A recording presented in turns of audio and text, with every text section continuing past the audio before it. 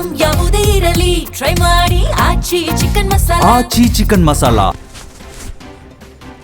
ಬೆಂಗಳೂರಿನ ಮೆಟ್ರೋ ಪ್ರಯಾಣಿಕರಿಗೆ Sunday shock ಎದುರಾಗಿದೆ. ಇಂದು ಬೆಳಗ್ಗೆ ನಮ್ಮ ಮೆಟ್ರೋ ಸೇವೆಯಲ್ಲಿ ವ್ಯತ್ಯಯ ಉಂಟಾಗಲಿದೆ.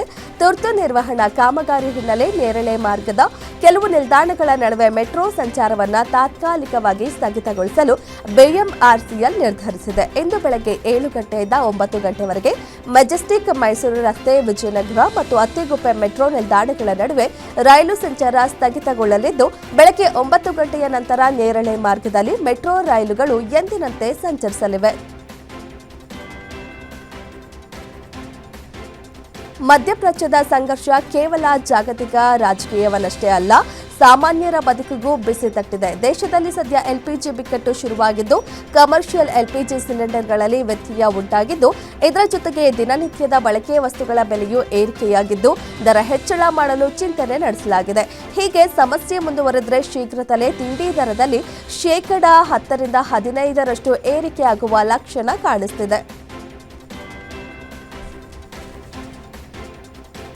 ಇರಾನ್ ವಿರುದ್ಧ ಇಸ್ರೇಲ್ ಅಮೆರಿಕ ಯುದ್ಧದ ಪರಿಣಾಮ ಜಗತ್ತಿಗೆ ತಟ್ಟಿದೆ. ಅರಬ್ ರಾಷ್ಟ್ರಗಳ ಮೇಲೆ ಇರಾನ್ ದಾಳಿ ಹಾಗೂ ಹಾರ್ಮೋಜ್ ಜಲಸಂಧಿ ಬಿಕ್ಕಟ್ಟು ಪರಿಣಾಮವಾಗಿ ಎಲ್ಪಿಜಿ ಕೊರತೆ ಎದುರಾಗಿದೆ. ಬೆಂಗಳೂರು ಸೇರಿದಂತೆ ರಾಜ್ಯಾದ್ಯಂತ ಆಟೋ ಚಾಲಕರ ಗೋಳಾಟ ಹೇಳತೀರದಾಗಿದೆ. ಬೆಂಗಳೂರಿನಲ್ಲಿ ಅರ್ಧದಷ್ಟು ಗ್ಯಾಸ್ ಸ್ಟೇಷನ್ಗಳು ಮುಚ್ಚಲ್ಪಟ್ಟಿವೆ. ಮುಂದಿನ ದಿನಗಳಲ್ಲಿ ಸಮಸ್ಯೆ ಮತ್ತಷ್ಟು ತೀವ್ರ ಸ್ವರೂಪಕ್ಕೆ ತಿರುಗುವ ಎಲ್ಲಾ ಲಕ್ಷಣಗಳು ಗೋಚರಿಸುತ್ತಿವೆ. ನೇಣು ಹಾಕಿಕೊಳ್ಳುವ ಸ್ಥಿತಿ ಬಂದಿದೆ ಅಂತ ಚಾಲಕರು ಅಳಲು ತೋಡಿಕೊಳ್ತಿದ್ದಾರೆ. ರಾಜ್ಯದಲ್ಲಿ ಎಷ್ಟು ದಿನ ಎಲ್ಪಿಜಿ ಗ್ಯಾಸ್ ಸಿಗದೆ ಜನಸಾಮಾನ್ಯರು, ಹೋಟೆಲ್ ಉದ್ಯಮಿಗಳು ಸಂಕಷ್ಟ ಅನುಭವಿಸಿದ್ರು. ಇದೀಗ ಆಟೋ ಚಾಲಕರ ಸರದಿ ಬಂದಿದೆ.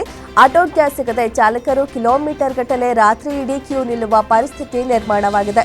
ಸಿಲಿಕಾನ್ ಸಿಟಿ ಬೆಂಗಳೂರಿನಲ್ಲಿ ಆಟೋ ಚಾಲಕರ ಬದುಕು ಈಗ ಅಕ್ಷರಶಃ ಬೀದಿಗೆ ಬಿದ್ದಿದೆ.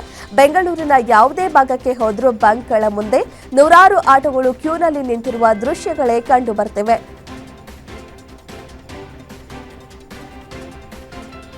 ಕಲಬುರಗಿಯಲ್ಲಿ ಆಟೋ ಚಾಲಕರು ಗ್ಯಾಸ್ಗಾಗಿ ಪರದಾಡ್ತಿದ್ದಾರೆ. ನೂರಾರು ಆಟೋ ಚಾಲಕರು ಆಟೋ ಗ್ಯಾಸ್ ಸಿಗದಿದ್ದಕ್ಕೆ ರಸ್ತೆ ತಡೆದು ಪ್ರತಿಭಟನೆ ನಡೆಸಿದ್ದಾರೆ. ನ್ಯೂ ಜೇವರ್ಗಿ ರಸ್ತೆಯಲ್ಲಿರುವ ಸೂಪರ್ ಗ್ಯಾಸ್ ಬಂಕ್ ಬಳಿ ಪ್ರತಿಭಟನೆ ನಡೆದಿದ್ದು, ಕೇಂದ್ರ ಬಸ್ ನಿಲ್ದಾಣದ ಮುಖ್ಯ ರಸ್ತೆ ತಡೆದು ಆಕ್ರೋಶ ವ್ಯಕ್ತಪಡಿಸಲಾಗಿದೆ. ರಸ್ತೆ ತಡೆ ಹಿನ್ನೆಲೆ ಟ್ರಾಫಿಕ್ ಜಾಮ್ ಆಗಿದ್ದು, ಪ್ರಯಾಣಿಕರು ಪರದಾಡಿದ್ದಾರೆ.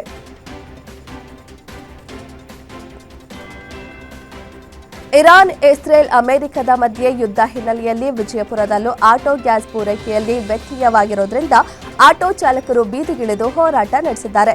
ವಿಜಯಪುರ ನಗರದ ಅಂಬೇಡ್ಕರ್ ಸರ್ಕಲ್ನಿಂದ ಜಿಲ್ಲಾಧಿಕಾರಿ ಕಚೇರಿಯವರೆಗೆ ಬೃಹತ್ ಪ್ರತಿಭಟನೆ ನಡೆಸಿದ್ದಾರೆ. ಈ ವೇಳೆ ಕೇಂದ್ರ ಸರ್ಕಾರದ ವಿರುದ್ಧ ಆಟೋ ಚಾಲಕರು ಆಕ್ರೋಶ ಹೊರಹಾಕಿದ್ದಾರೆ.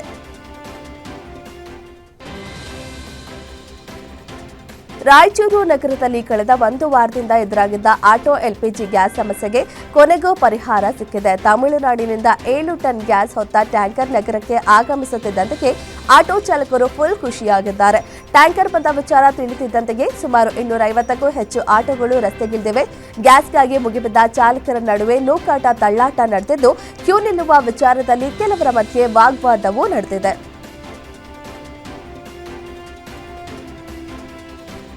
ವಿದ್ಯಾಕಾಶಿ ಧಾರವಾಡದಲ್ಲೂ ಆಟೋ ಚಾಲಕರು ಪರದಾಡ್ತಿದ್ದಾರೆ. ಗ್ಯಾಸ್ಗಾಗಿ ಚಾಲಕರು ರಸ್ತೆಯಲ್ಲೇ ಇಡೀ ದಿನ ಕಳೆಯುವಂತಾಗಿದೆ.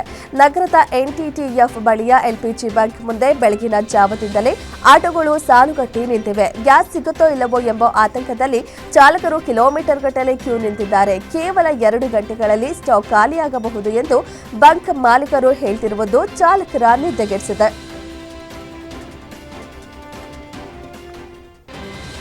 ಕೋಟೆನಾಡು ಚಿತ್ರದುರ್ಗದಲ್ಲಿ ಎಲ್ಪಿಜಿ ಗ್ಯಾಸ್ ಬಿಸಿ ತಟ್ಟಿದೆ. ನಗರದ ಬಹುತೇಕ ಎಲ್ಪಿಜಿ ಗ್ಯಾಸ್ ಬಂಕ್ ಬಂದ್ ಆಗಿವೆ. ಎಲ್ಪಿಜಿ ಗ್ಯಾಸ್ ಸಿಗದೆ ಆಟೋ ಸವಾರರು ಪರದಾಡ್ತಿದ್ದಾರೆ.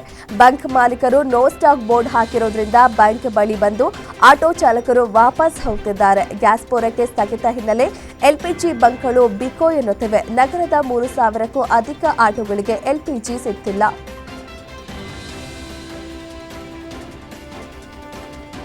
ಮಂಡ್ಯ ಜಿಲ್ಲೆಯಲ್ಲಿ ಕೆಲವು ದಿನಗಳಿಂದ ಆಟೋ ಎಲ್ಪಿಜಿ ಸಮಸ್ಯೆ ಉಲ್ಬಣಿಸಿದ್ದು ನೂರಾರು ಆಟೋ ಚಾಲಕರ ಬದುಕು ಈಗ ಅಯೋಮಯವಾಗಿದೆ. ಗ್ಯಾಸ್ ಸ್ಟಾಕ್ ಇಲ್ಲದ ಕಾರಣ ನಗರದ ಬಹುತೇಕ ಎಲ್ಪಿಜಿ ಬಂಕ್ಗಳು ಬಾಗಿಲು ಹಾಕಿವೆ. ಬಂಕ್ ಸಿಬ್ಬಂದಿಗಳು ಗ್ಯಾಸ್ ಪೂರೈಕೆ ಇಲ್ಲ ಎಂದು ಬೋರ್ಡ್ ಹಾಕಿರುವುದು ಚಾಲಕರ ನಿದ್ದೆಗೆಡಿಸಿದೆ. ಇನ್ನು ಗ್ಯಾಸ್ ಸಿಗದೆ ಆಟೋಗಳು ರಸ್ತೆಯಲ್ಲಿ ಸಾಲುಗಟ್ಟು ನಿಂತಿವೆ.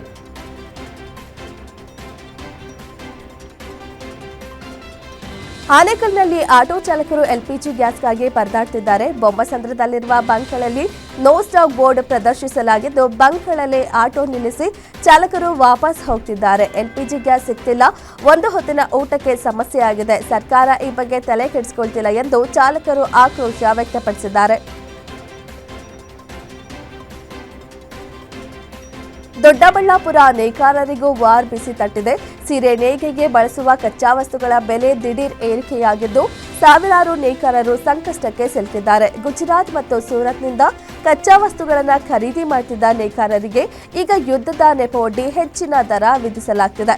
ಪೆಟ್ರೋಲಿಯಂ ಉತ್ಪನ್ನಗಳಿಂದ ತಯಾರಾಗುವುದರಿಂದ ಜಾಗತಿಕ ಮಾರುಕಟ್ಟೆಯಲ್ಲಿನ ತೈಲ ಬೆಲೆ ಏರಿಕೆ ನೇಕಾರರಿಗೆ ಬಿಸಿ ತುಪ್ಪವಾಗಿದೆ. ರಾಜ್ಯಾದ್ಯಂತ ಎಲ್ಪಿಜಿ ಅಭಾವ ತೀವ್ರಗೊಂಡಿರುವ ಬೆನ್ನಲ್ಲೇ ದೊಡ್ಡಬಳ್ಳಾಪುರ ನಗರದಲ್ಲಿ ಆಟೋ ಚಾಲಕರು ಮತ್ತು ಬಂಕ್ ಸಿಬ್ಬಂದಿ ನಡುವೆ ತೀವ್ರ ಮಾತಿನ ಚಕಮಕಿ ನಡೆದಿದೆ.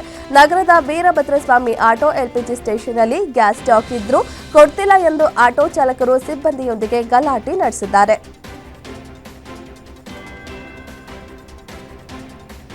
ಯಾದಗಿರಿ ಜಿಲ್ಲೆಯಲ್ಲಿ ಆಟೋ ಎಲ್ಪಿಜಿ ಗ್ಯಾಸ್ ಕೊರತೆ ತೀವ್ರಗೊಂಡಿದ್ದು ಆಟೋ ಚಾಲಕರು ಬೀದಿಗಿಳಿಯುವಂತಾಗಿದೆ. ಗ್ಯಾಸ್ ಸ್ಟಾಕ್ ಇಲ್ಲದ ಕಾರಣ ಸ್ಟೇಷನ್ ಮುಂಭಾಗದಲ್ಲಿ ನೋ ಸ್ಟಾಕ್ ಬೋರ್ಡ್ ಹಾಕಲಾಗಿದೆ. ಗ್ಯಾಸ್ ಸಿಗದೆ ಸುಮಾರು 300ಕ್ಕೂ ಹೆಚ್ಚು ಆಟೋ ಚಾಲಕರು ಜೀವನೋಪಾಯಕ್ಕಾಗಿ ಸಂಕಷ್ಟ ಎದುರಿಸುತ್ತಿದ್ದಾರೆ. ಗ್ಯಾಸ್ ಪೂರೈಕೆಯನ್ನು ಶೀಘ್ರವಾಗಿ ಸರಿಪಡಿಸುವಂತೆ ಚಾಲಕರು ಆಗ್ರಹಿಸಿದ್ದಾರೆ.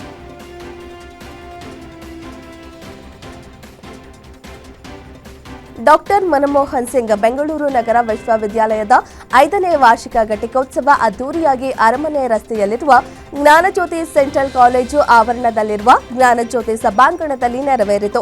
ಈ ಬಾರಿ 6 ಗಣ್ಯರಿಗೆ ಗೌರವ ಡಾಕ್ಟರೇಟ್ ಅನ್ನು ಪ್ರದಾನ ಮಾಡಲಾಗಿದೆ. ವಿವಿಧ ಕ್ಷೇತ್ರದಲ್ಲಿ ಸಾಧನೆ ಮಾಡಿದ 6 ಮಂದಿ ಗಣ್ಯರಿಗೆ ಗೌರವ ಡಾಕ್ಟರೇಟ್ ನೀಡಲಾಯಿತು.